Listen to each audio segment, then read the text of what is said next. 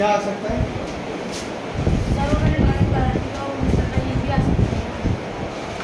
क्या करा था आपने?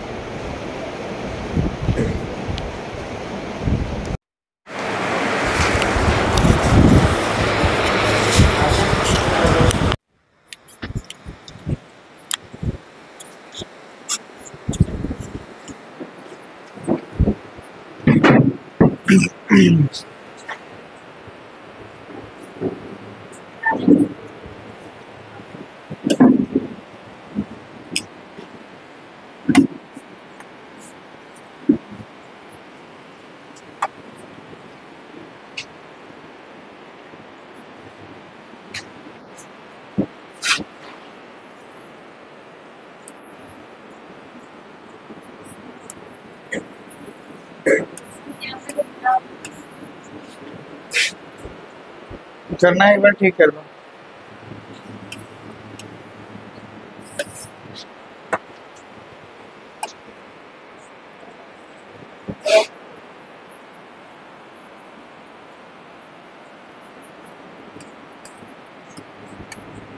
गैस करके बताओ क्या है।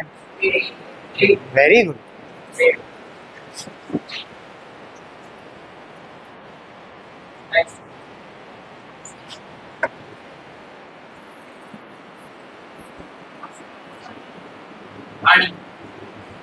है ना, अच्छा लग रहा है। अब सुनो जरा, ऐसे नहीं बोलो। दूसरा अब मैं वो बनाऊं, ऐसे बनाऊं तो ऐसा लगेगा नदी बह रही है। ठीक है।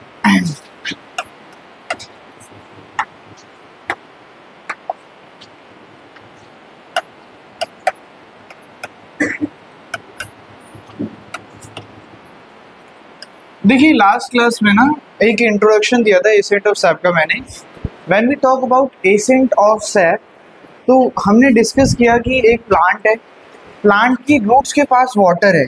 Now what is happening, this water is moving from the roots to the shoots. Root से किधर की तरफ मूव कर रहा है? शूट। तो ये पानी की जो मूवमेंट है वो नीचे से ऊपर कैसे हो रही है, किस प्रोसेस से हो रही है? तो हमने कहा the upward movement of water from roots to the shoot is known as ascent of sap. कि भाई ग्रेविटी के अगेंस्ट जो पानी है वो रूट से जो शूट तक जा रहा है, टॉप तक जा रहा है, उस मूवमेंट को हमने क्या नाम दिया? Accent of sap. तो हमने डेफिनेशन भी यही कही। हमने कहा what do you mean by accent of SAP? मैंने कहा the upward movement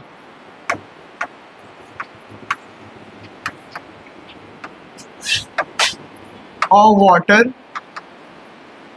from the roots to the shoots. Shoots समझते हो? Top of the tree, yeah, tip. तो from the roots to the shoots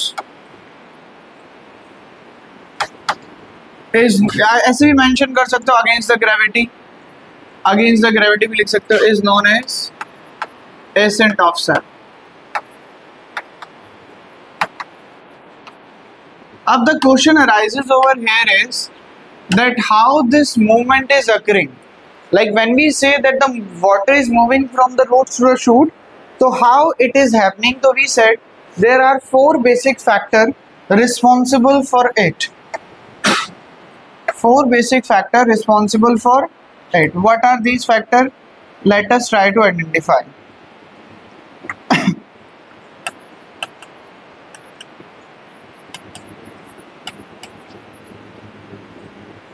Guys, the first factor, how many factors? 4 factors are there.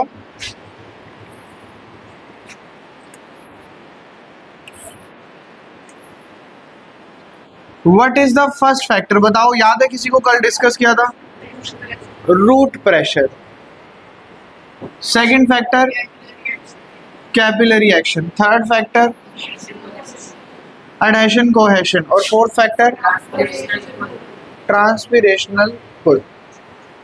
तो हमने कहा first जो आपने बताया that is root pressure. जगह कम पड़ गई।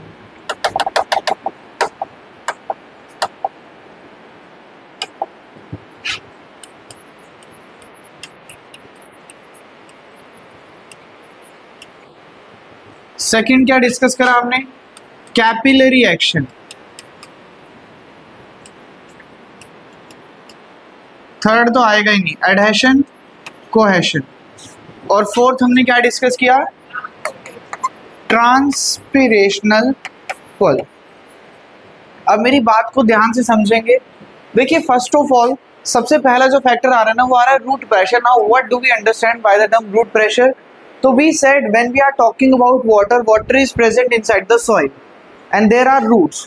रूट्स के अंदर जो वाटर की कंसंट्रेशन है वो ज्यादा होगी, कम होगी? कम होगी। और सॉइल में कैसी होगी? ज्यादा। सराउंडिंग में ज्यादा है और रूट्स में कैसी है? कम।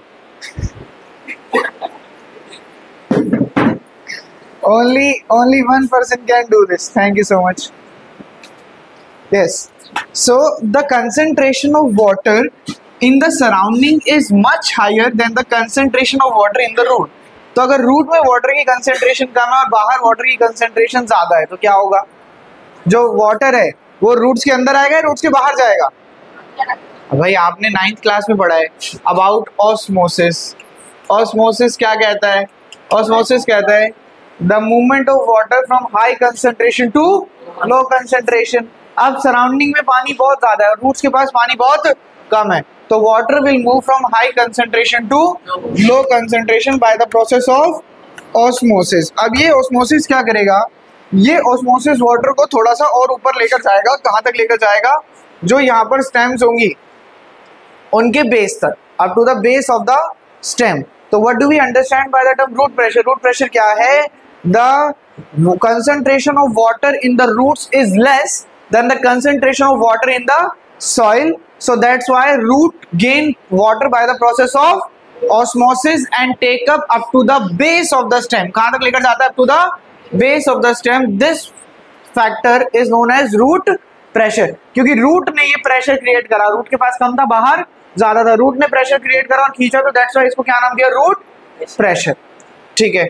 सेकंड जो है कैपिलरी एक्शन। कैपिलरी एक्शन क्या है guys? It is the physical force of plant. It is the physical force of plant कि प्लांट अपना फिजिकल फोर्स लगाएगा। फिजिकल फोर्स का मतलब क्या है भाई? जैसे यहाँ पे पानी की बकेट पड़ी है तो मैंने क्या करा? उस बकेट को उठाया, that is my physical force. That is my physical force. Now plant के पास तो हाथ पैर नहीं है, then how can a plant apply the physical force? बताओ, गैस करो, सोच के बताओ। अच्छा, कभी तुमने कोई लिक्विड लिफ्ट किया है बिना अपना हाथ और पैर यूज करे?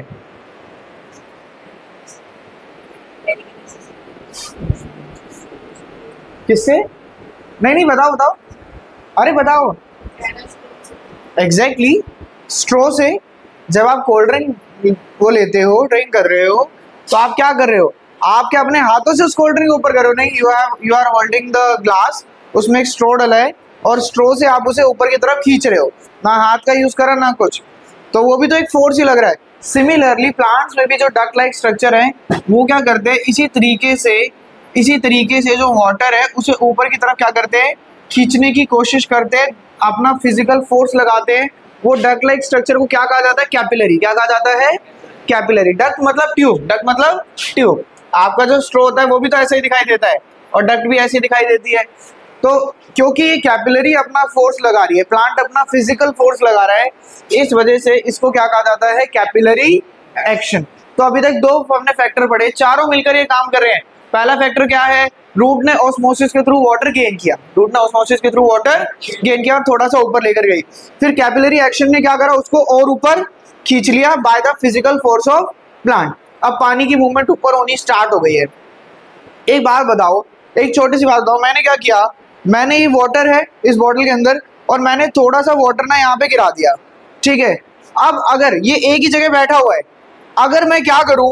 अगर मैं अपनी एक फिंगर से ऐसे वाटर पर टच करूं और ऐसे करके लेकर आऊं, तो बोलो पीछे वाला पानी अपने साथ आएगा या नहीं आएगा? आएगा।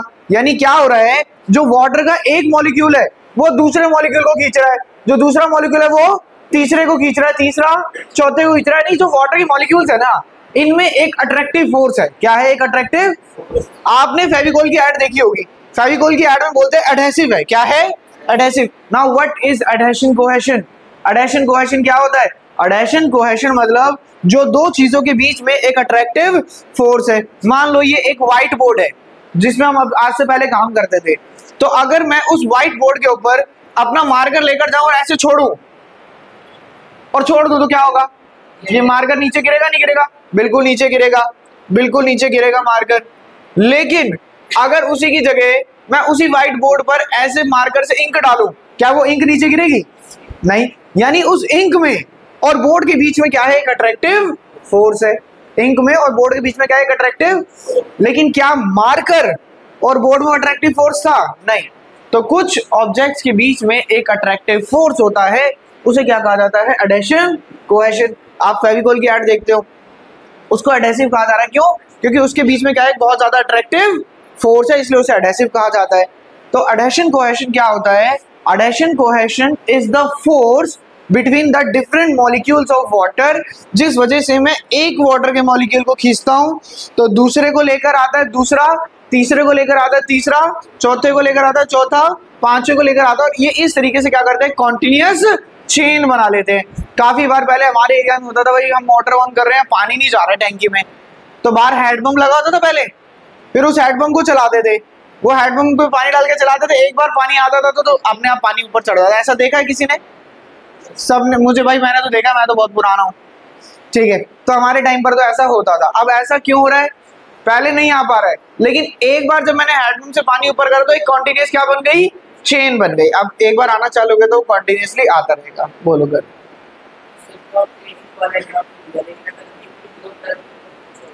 इंक की ड्रॉप बिल्कुल नीचे आएगी, लेकिन क्या वो उस तरीके से आएगी जिस तरीके से मार्कर आ रहा है? तो थोड़ा सा और अट्रैक्टिव फोर्स है। और क्या जब वो इंक की ड्रॉप नीचे आएगी आपको उसका निशान नहीं दिख रहा होगा? पीछे दिख रहा होगा, क्योंकि और अट्रैक्टिव फोर्स है, ठीक है। तो एडहेशन कोहेशन क्या होता है?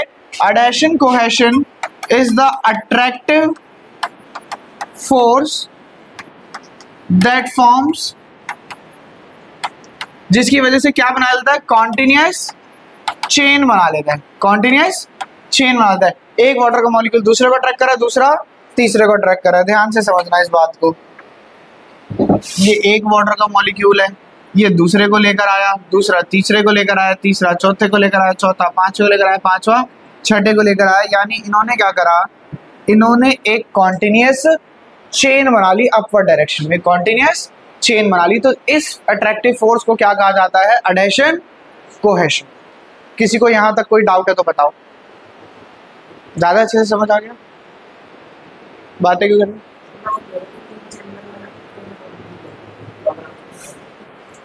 Adhesion cohesion. लास्ट क्या है guys? Last is the transpirational pull. Last क्या है? ट्रांसपीरेशनल पुल। अच्छा, ट्रांसपीरेशनल पुल स्टार्ट करने से पहले मुझे ये बताओ, ट्रांसपीरेशन क्या होता है? Excess loss of water through stomata. कभी कभी स्टोमेटा के पास एक्सेस वाटर आ जाता है, मतलब प्लांट के पास एक्सेस वाटर हो जाता है, स्टोमेटा क्या करता है? उस एक्सेस वाटर को क्या कर देता है? लॉस कर देता है। उस प्रोसेस को क्या कहा जाता है? ट्रांसपीरेशनल। तो ट्रांसपीरेशनल पुल, देखो यहां पर एक लीफ था, पानी जो है वो नीचे से ना यहाँ आने को तैयार बैठा है, वो यहाँ आने को बिल्कुल रेडी बैठा है कि मेरे को यहाँ आना है, मुझे यहाँ आना है, पानी तैयार है कि मैं आना चाहता हूँ। लेकिन ना ऊपर जगह खाली नहीं, ऊपर जगह खाली नहीं है। क्या हुआ? ये लीफ के स्टोमेटा में से वाटर का यहाँ पे लॉस हो गया, वाटर का लॉस हो गया, यानी क्या हो गया? ट्रांसपीरेशन। क्या हो गया? ट्रांसपीरेशन। गाइस, जब ट्रांसपीरेशन होगा तो यहाँ पर एक वैक्यूम क्रिएट, एक सक्शन क्रिएट होगा ही नहीं होगा? यानी एक गैप क्रिएट हो गया। ध्यान से सुन लो, एक गैप क्रिएट हो गया, एक खाली जगह क्रिएट हो गई। अब अगर वहां पे खाली जगह क्रिएट हो गई, जो पानी यहाँ से आने के लिए तैयार खड़ा था, क्या वो आगे आसानी से मूव कर पाएगा? नहीं कर पाएगा। कर पाएगा। मानो ये रूम है, इस रूम में पूरी स्ट्रेंथ भरी हुई है, लास्ट तक बच्चे बैठे हैं। अब एक और बच्चा आने की कोशिश करेगा, क्या वो रूम में आसानी से आ पाएगा? नहीं आ पाएगा। लेकिन इस रूम में से 5 बच्चों को निकाल के बाहर भेज दिया जाए तो जगह खाली हो जाएगी। अब वो बोलो इजिली आ पाएगा? नहीं आ पाएगा। आ पाएगा। क्यों? क्योंकि एक गैप क्रिएट हो गया, खाली जगह क्रिएट हो गई, ठीक है, एक वॉइड क्रिएट हो गया। इसी तरीके से जब पानी यहाँ से ऊपर आ रहा है, भाई यहाँ तक पहुंच गया, लेकिन उसे आगे जगह नहीं मिल रही, तो आगे कैसे जाएगा? तो यहाँ पर क्या हुआ, यहाँ पे ट्रांसपिरेशन हुआ, और ट्रांसपिरेशन की वजह से यहाँ पे जगह खाली हो गई, यानी क्या क्रिएट हुआ? ट्रांसपिरेशन की वजह से यहाँ क्रिएट हुआ एक सक्शन। क्या क्रिएट हुआ? एक सक्शन, जिस वजह से ये वाटर की मूवमेंट और ऊपर बढ़ी, और क्योंकि ट्रांसपिरेशन है और एक तरीके से ये खाली जगह क्या कर रही है, पानी को ऊपर खींच रही है, पानी को ऊपर खींच रही है, तो पुल करना, खींचना मतलब पुल करना, तो दैट्स व्हाई इस प्रोसेस को हमने क्या नाम दिया? ट्रांसपिरेशनल पुल। क्या नाम दिया?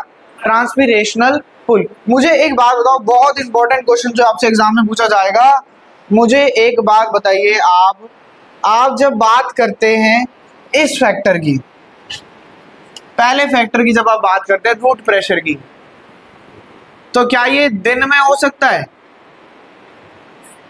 क्या ये रात में हो सकता है? यस। आप जब बात करते हैं कैपिलरी एक्शन, यानी जो प्लांट है वो अपना फिजिकल फोर्स लगा रहा है, क्या ये दिन में लगा सकता है? क्या रात में लगा सकता है? यस। जब हम बात करें एडेशन कोहेशन, यानी जो वाटर के मॉलिक्यूल है वो अपने बीच में जो अट्रैक्टिव फोर्स लगाएंगे, क्या ये दिन में लगा सकता है? क्या रात में लगा सकता है? यस। टाइम से कोई फर्क नहीं पड़ रहा। लेकिन जब मैं बात कर रहा हूँ ट्रांसपिरेशनल पुल की, क्या ये दिन में हो सकता है? क्या लेकिन ये रात में हो सकता है? No sir. सर ट्रांसपिरेशनल के लिए सबसे जरूरी है, क्या सबसे जरूरी है? सनलाइट। जब तक धूप नहीं होगी क्या वाटर का लॉस हो पाएगा? नहीं हो पाएगा।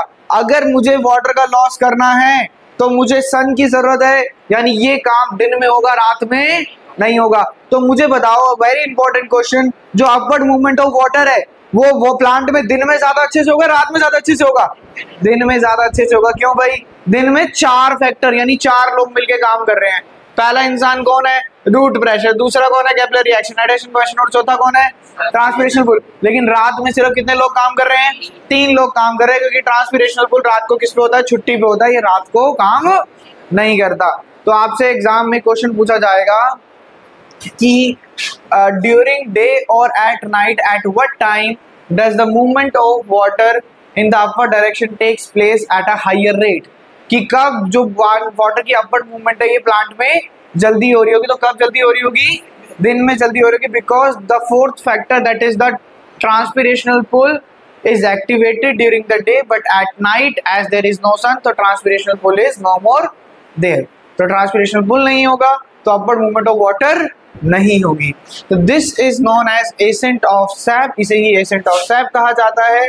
और ये फैक्टर्स होते हैं जो एसेंट ऑफ सैप के लिए रिस्पॉन्सिबल होते हैं। आराम से देखो, कोई भी प्रॉब्लम लग रही है, कहीं पर भी ऐसा लग रहा है कि सर एक बार बताओ ये वाला टॉपिक दोबारा, तो आप पूछ सकते हैं। ट्रांसपिरेशन देखो क्या होता है, जब प्लांट के पास एक्स्ट्रा वाटर हो जाता है तो वो एक्स्ट्रा स्टोमेटा क्या करता है? स्टोमेटल पोर ओपन करता है और जो भी एक्सेस वाटर है ना उसको इवेपोरेट कर देता है। क्या कर देता है? इवेपोरेट कर देता है। तो जो एक्सेस वाटर है वो इवेपोरेट हो रहा है, यानी लॉस ऑफ एक्सेस वाटर हो रहा है। लॉस ऑफ एक्सेस वाटर को क्या कहा जाता है? Transpiration. That is one of the function of stomata. The stomata has 2 functions. First is the exchange of gases, second is the transpiration. What is transpiration? Loss of excess water through the stomach. Clear? Any doubt? Because when transpiration occur, so there, you know, it develops a gap over there. वो खाली जगह create हो रहा है। That खाली जगह, you know, creates a suction की जो पानी है वो और ऊपर की तरफ आए। अगर एक जगह खाली होगी, एक जगह ज्यादा पानी है, तो ज्यादा से कम की तरफ वो बहने की कोशिश करेगा ना, तो दैट क्रिएट्स अ ट्रांसपिरेशनल पुल। वो एक सक्शन क्रिएट कर रहा है जिस वजह से वाटर ऊपर आ रहा है। तो that's why it is helping in accent of SAP. Capillary action क्या है? Capillary action is a physical force of the plant, कि जो प्लांट में कैपिलरीज हैं वो अपना खुद का फोर्स लगा दिए हैं पानी को ऊपर खींचने के लिए। जैसे हम स्ट्रो में लगाते हैं, हम उसे ऊपर, जैसे प्लांट क्या कर रहा है? एक गैप क्रिएट कर रहा है, उस जो कैपिलरीज हैं वो वाटर को खुद का फोर्स लगा के ऊपर की तरफ लेकर आने की कोशिश करे। That is known as capillary action.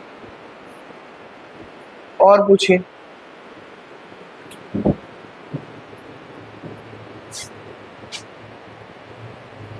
Siddharth clear?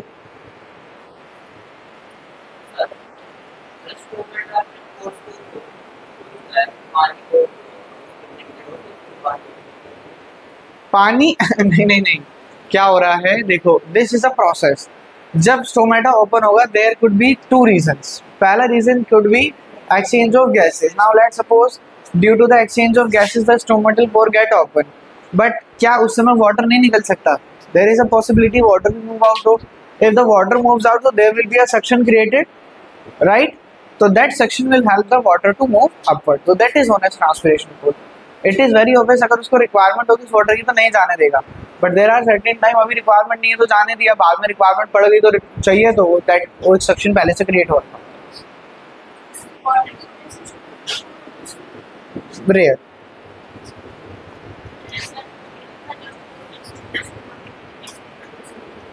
नहीं, मैं बता दूँ. That is osmosis वाला टॉपिक जो हमने डिस्कस किया था कि जब वाटर का कंसंट्रेशन ज़्यादा होगा तो स्वेल हो जाएगा.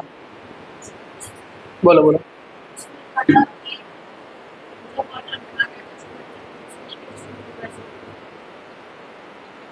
ऐसा नहीं होता है. वाटर बाहर जाने का जो आपने लाइन का मतलब समझो, थोड़ा अलग समझ लिया. बेसिकली देखो रिलेटेड तो है कि ट्रांसपिरेशन कब हो रहा है? जब स्टोमेटल पोर ओपन हो रहा है. ये गैसेस का एक्सचेंज कब हो रहा है? जब स्टोमेटल पोर ओपन हो रहा है. अब स्टोमेटल पोर ओपन कब होगा? जब वाटर की क्वांटिटी ज़्यादा होगी तभी तो स्टोमेटा. याद है गार्ड सेल वाला टॉपिक हमने डिस्कस किया था कि ऑस्मोसिस के थ्रू वाटर गेन करेगा. कब करेगा? जब वाटर ज़्यादा होगा तो ऑटोमेटिकली वहाँ पर क्या हो रहा है? ट्रांसपिरेशन हो ही रहा है. तो इस तरीके से रिलेट करके बताया होगा कि ट्रांसपिरेशन हो रहा है तो उस समय एक्सचेंज ऑफ गैसेस भी हो जाएगा.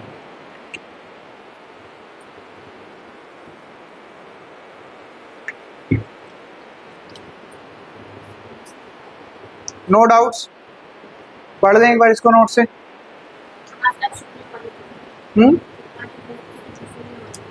अच्छा आज सुनना भी है. ओके. अभी सुन दें.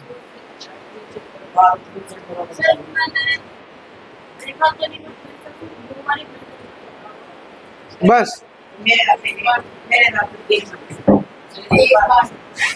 एक बार, दो बार, तीन बार.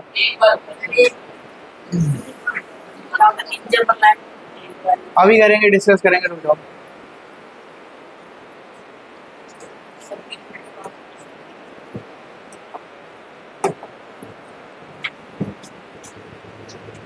तो कल सर ने फाइनली अपना फोन कनेक्ट कर लिया.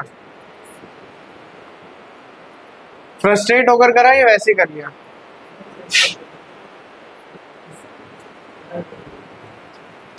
तुम कितना गलत बोलते हो यशवीर सर के बारे में कि सर परेशान हो जाते हैं कि सर आप अपना फोन छोड़ जाओ. कल मैंने बताया सर को. बोले यशवीर कुछ भी बोलता नहीं.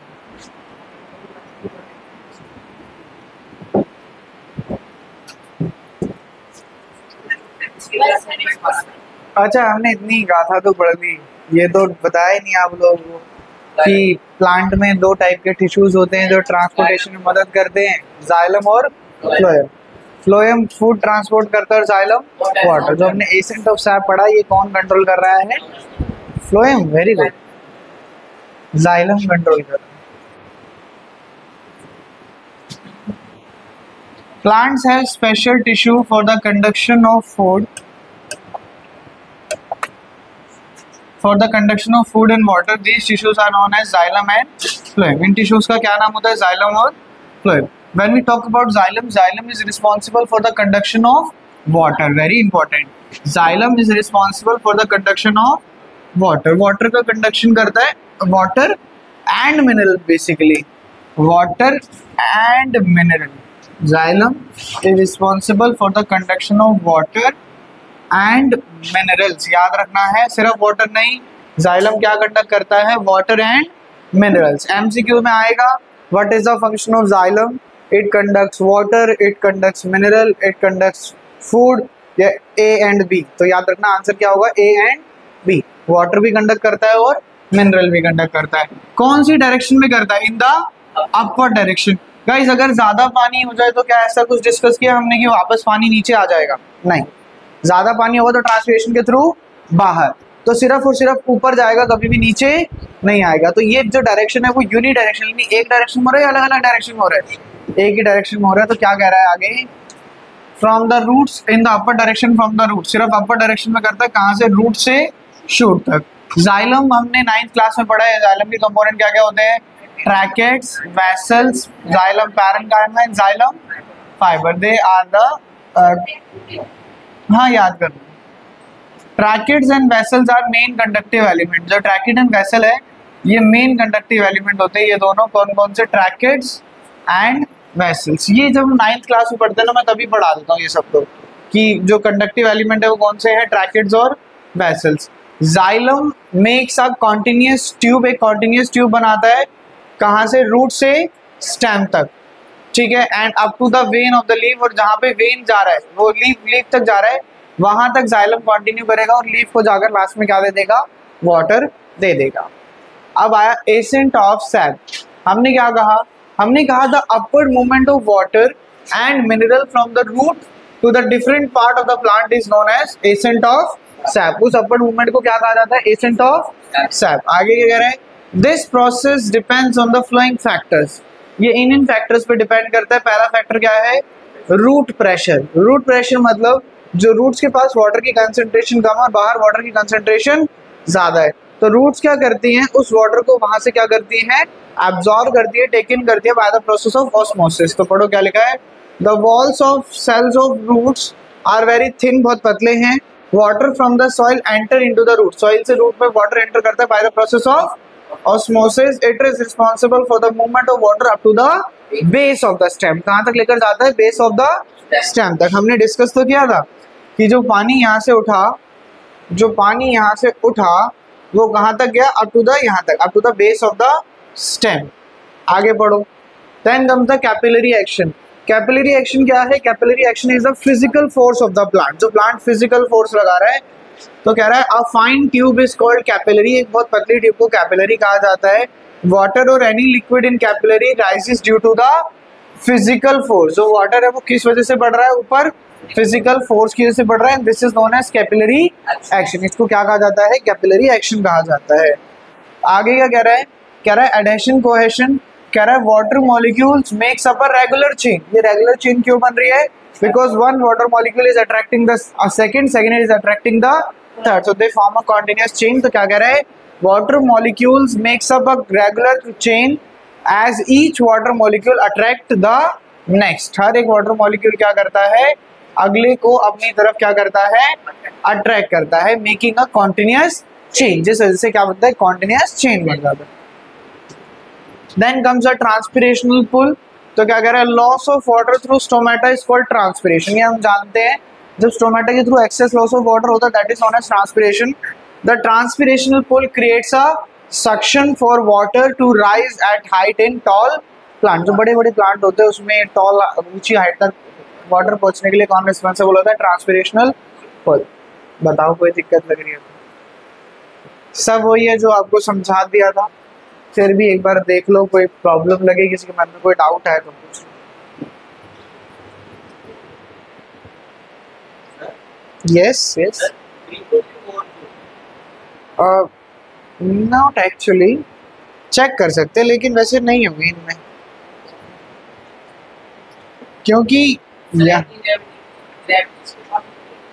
क्योंकि उस समय और फैक्टर्स बहुत अच्छे से काम कर रहे हैं तो नहीं होने चाहिए। लो रहता है लेकिन 4 अलग अलग लोग मिलके काम भी तो कर रहे हैं।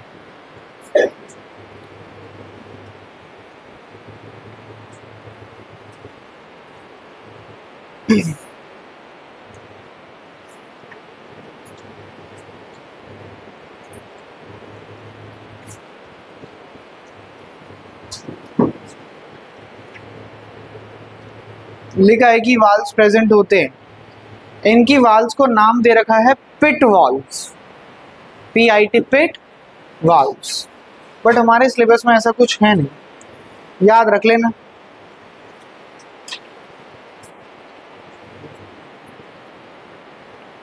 कभी कभी काम में आते हैं। आगे बढ़ें। फ्लोएम, फ्लोएम क्या ट्रांसपोर्ट करता है, फूड। याद रखना guys, the transportation of food, जैसे वाटर की ट्रांसपोर्टेशन को क्या कहा जाता है, एसेंट ऑफ सैप, ऐसे ही जो फूड की ट्रांसपोर्टेशन हो रही है that is known as translocation. क्या कहा जाता है, ट्रांसलोकेशन। तो क्या कह रहे हैं, कह रहे हैं कह रहा है it help in transportation of food from the leaves. Leave से क्यों? लीव से फूड की ट्रांसपोर्टेशन क्यों शुरू हो रही है? क्योंकि जो फोटोसिंथेसिस है वो कहाँ पे हो रही है? लीव्स में। लीव्स में भी एग्जैक्टली कहाँ पे हो रही है? क्लोरोप्लास्ट। तो क्या कह रहा है? It help in the transportation of food from the leaves to the various parts of the plant. Phloem के पार्ट्स क्या है? कंपोनेंट्स क्या है? Sieve tubes, companion cells, phloem fibre and phloem parenchyma. Sieve cells भी लिख सकते हो, 5 लिख देना टोटल, सीव सेल्स ऐड कर लेना। नहीं देखो कई जगह अलग अलग भी मेंशन होते हैं तो दोनों मेंशन कर। It transport food in both direction. अच्छा, now if they ask the difference between xylem and phloem, तो जाइलम जो है that transports water and mineral, phloem transports food. Xylem के जो कंपोनेंट है वो tracheids, vessel, xylem parenchyma, xylem fibre. इधर जो कंपोनेंट्स है वो sieve cells, companion cells, sieve tubes, phloem fibre and phloem parenchyma. Next है इट, जो जाइलम है, when you talk about xylem, it transports water in only one direction, ही uni direction होता है। It transport food in both direction, ही upward and downward दोनों direction में। Then translocation की डेफिनेशन है the transportation of food from the leaves to the various part of the plant is known as translocation. ये जो अलग अलग जगह जो सामान ट्रांसपोर्ट हो रहा है, फूड जो ट्रांसपोर्ट हो रहा है, that is known as translocation. आराम से देखो, किसी भी स्टेप में कोई प्रॉब्लम लग रही है तो बताओ, नहीं लग रही है आ जाओ अगला टॉपिक है।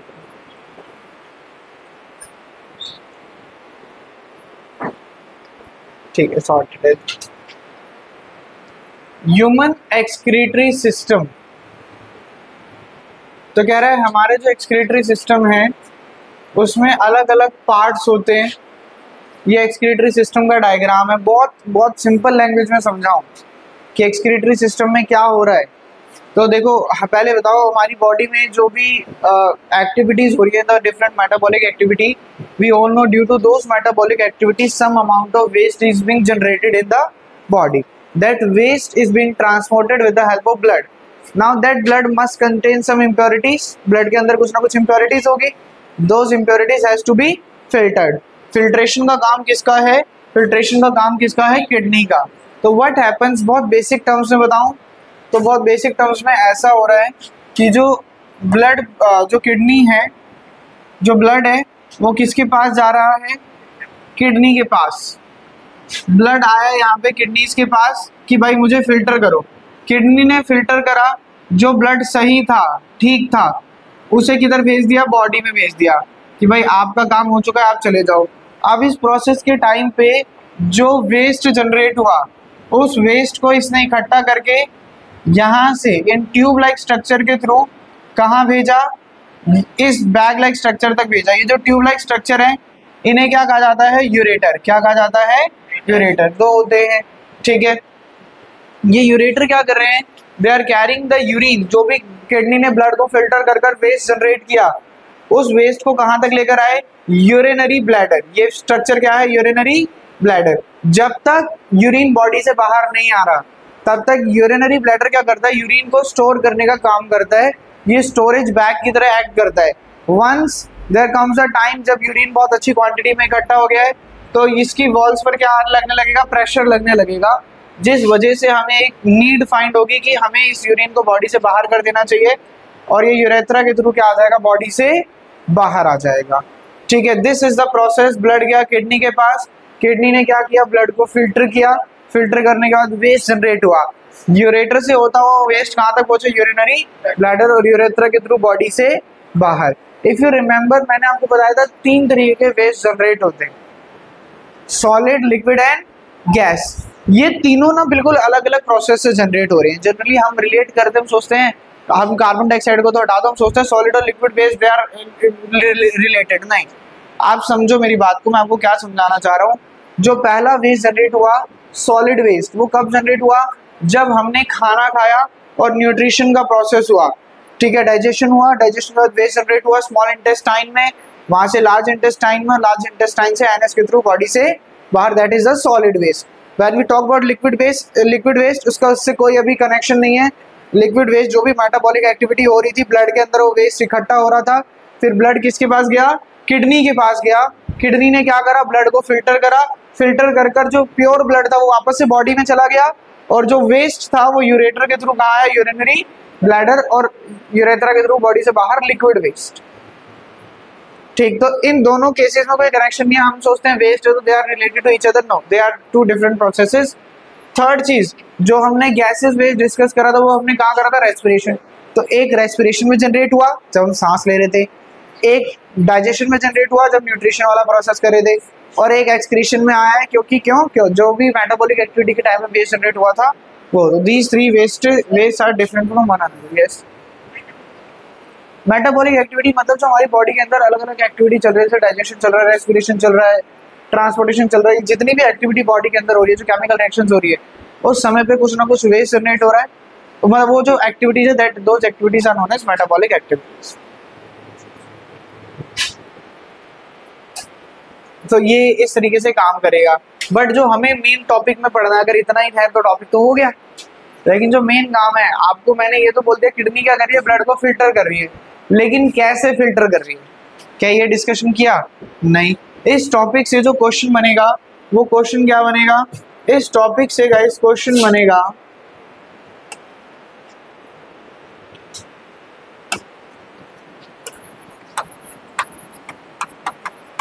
write down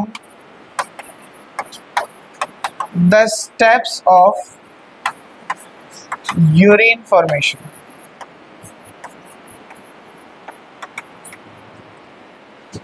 क्वेश्चन आएगा कि यूरिन फॉर्मेशन के स्टेप्स लिखो, कि जो हमारी बॉडी के अंदर यूरिन जनरेट हो रहा है वो किस तरीके से जनरेट हो रहा है, क्या क्या प्रोसेस है जो यूरिन जनरेट हो रहा है।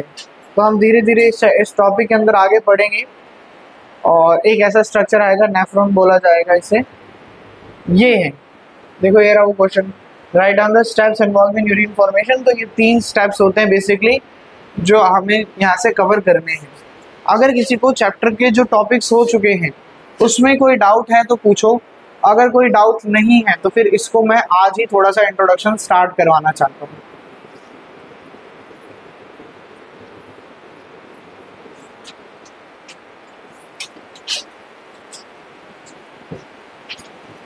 सिद्धार्थ, कोई डाउट नहीं?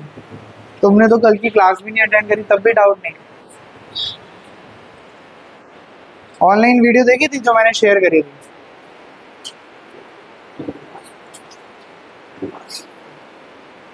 आज देख लेना घर जाके।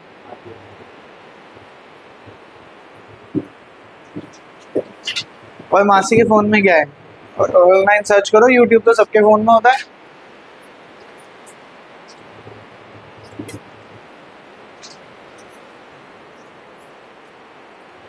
पढ़ें। डायस्टोलिक प्रेशर क्या होता है, देखो जो हमारा हार्ट है इसमें कार्डियक मसल्स होते हैं। कार्डियक मसल का क्या फंक्शन होता है, वो रिदमिक कॉन्ट्रैक्शन एंड रिलैक्सेशन करते हैं। तो हार्ट भी कॉन्ट्रैक्ट कर रहा है, रिलैक्स कर रहा है, कॉन्ट्रैक्ट कर रहा है, रिलैक्स कर रहा है। जब हार्ट कॉन्ट्रैक्ट करता है दैट सिचुएशन, कॉन्ट्रैक्शन को हम बोलते हैं सिस्टोल, साइंटिफिक नाम में क्या बोलते हैं, सिस्टोल। और जब रिलैक्स करता है तो उसे क्या बोलते हैं, डायस्टोल। तो जब कॉन्ट्रैक्ट करा यानी सिस्टोल करा तो हाई प्रेशर निकला, तो सिस्टोलिक प्रेशर। रिलैक्स करा तो लो प्रेशर निकला, that is known as diastolic pressure. Anything else anybody want to ask?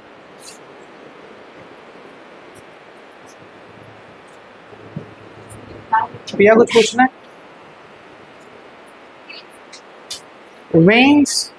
Veins क्या होती हैं? वेन्स ऐसे ट्यूब लाइक स्ट्रक्चर्स होती हैं, वेन्स ऐसे ट्यूब लाइक स्ट्रक्चर्स होते हैं जो कार्बन डाइऑक्साइड रिच ब्लड को from the various body parts to the heart carry करते हैं। ठीक है, पहली बात। दूसरी बात, जो वेन्स है they carry low pressure blood. अगर लो प्रेशर ब्लड कैरी करते हैं तो जो उनकी वॉल्स हैं वो थिन होनी चाहिए, थिक होनी चाहिए, थिन होनी चाहिए, पतली होनी चाहिए, है ना, क्योंकि ज़्यादा प्रेशर है नहीं तो थिक की रिक्वायरमेंट नहीं है। और लास्ट, बिकॉज उनमें जो ब्लड प्रेशर है वो बहुत कम है, तो क्या वो नीचे से ऊपर अपने आप आ पाएगा, दिक्कत क्रिएट होगी, there will be some problem. तो वहाँ पर प्रेजेंट होते हैं वाल्व्स जो क्या करते हैं, ब्लड को यूनिडायरेक्शनल फ्लो करने में हेल्प करते हैं।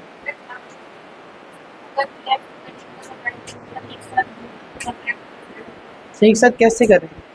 एक साथ दोनों में ब्लड ही नहीं आ रहा, पहले इधर आ रहा है फिर वो ब्लड घूमकर उधर जा रहा है कार्बन डाइऑक्साइड में। और चलो कर रहे हैं, आगे बताओ। नहीं, आप जो ब्लड प्रेशर मेजर करते हैं वो बेसिकली हाई वाला ही मेजर करते हैं, आर्टरीज वाला। वेन्स में तो कभी प्रेशर हाई आएगा ही नहीं।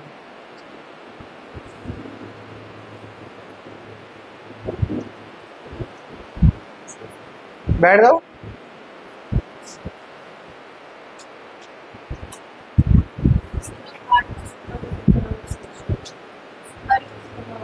नहीं कर रहा हूँ, सुन लो। अच्छा एक चीज और याद रखो, एक चीज और याद रखो कि जो वेंट्रिकल्स होते हैं, क्या वेंट्रिकल के पास भी वाल्व्स होनी चाहिए?